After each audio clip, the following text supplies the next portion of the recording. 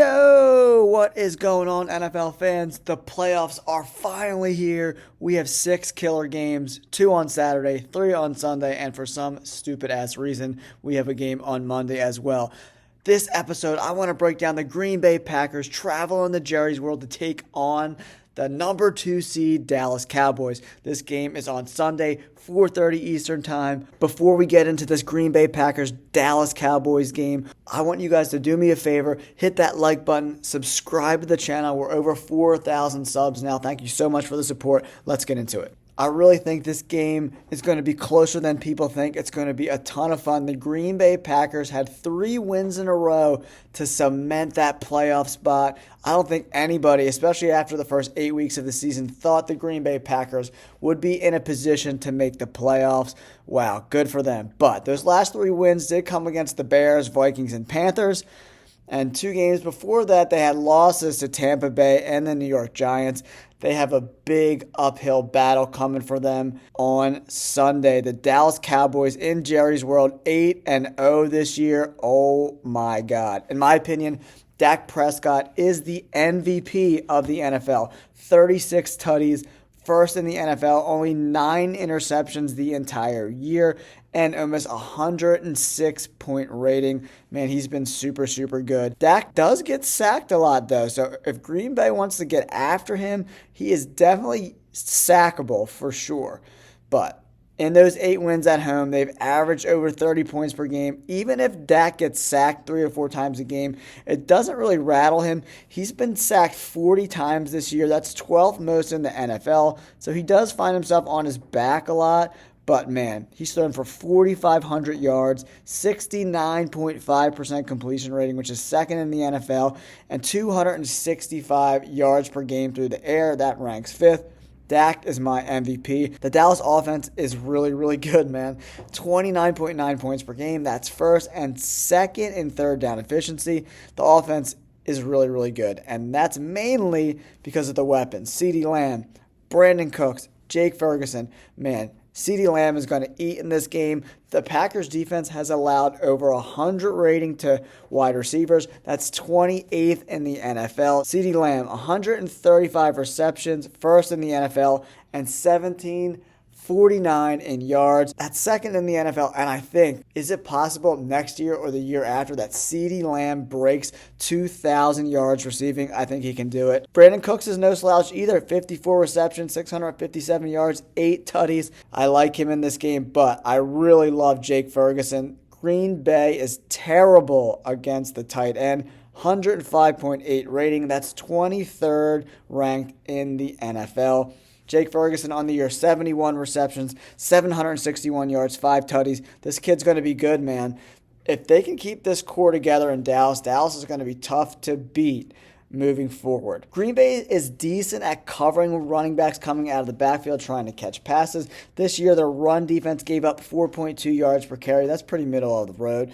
Tony Pollard is a 1,000-yard rusher this year, 1,005 yards. 4 yards per carry, 6 touchdowns.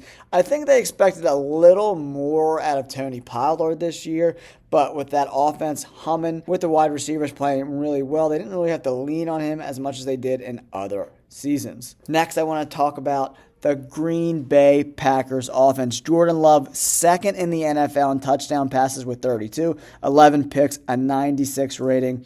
The wide receiver position is kind of by committee. They throw to a lot of different guys, mainly Bo Melton and Jaden Reed. Jaden Reed broke the rookie wide receiving record for the Packers this year. 64 receptions, 793 yards, 8 touchdowns.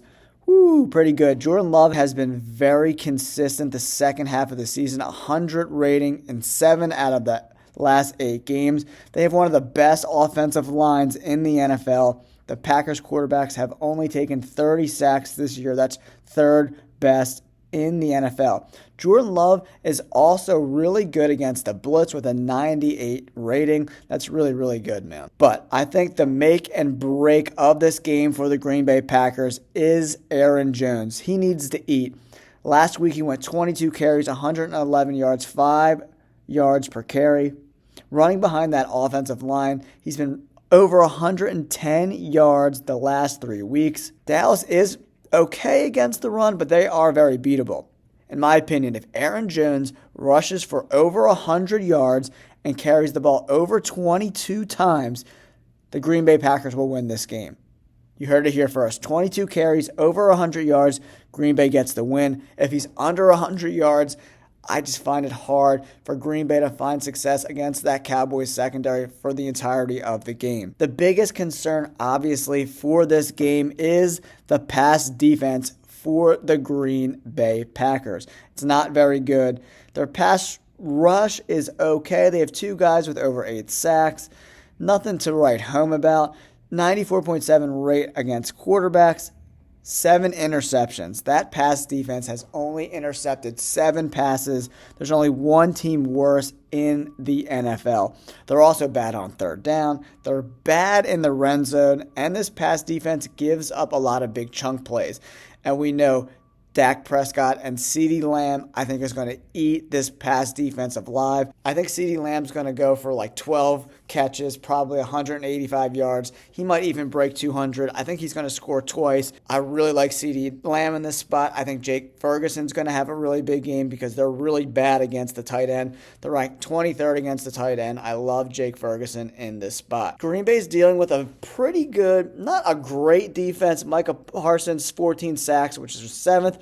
33 QB hits, which is 3rd. The pass rush is pretty good, and they blitz a lot. They blitzed on 33% of downs this year. So they're going to be coming for Jordan Love in this game, man. And they have a 42% QB pressure rate. So they're getting the quarterbacks even when they're not blitzing. They're blitzing over 30% of the time. They're coming for you, man. They're coming for you. They have a really good secondary. Stephen Gilmore has been really, really, really good.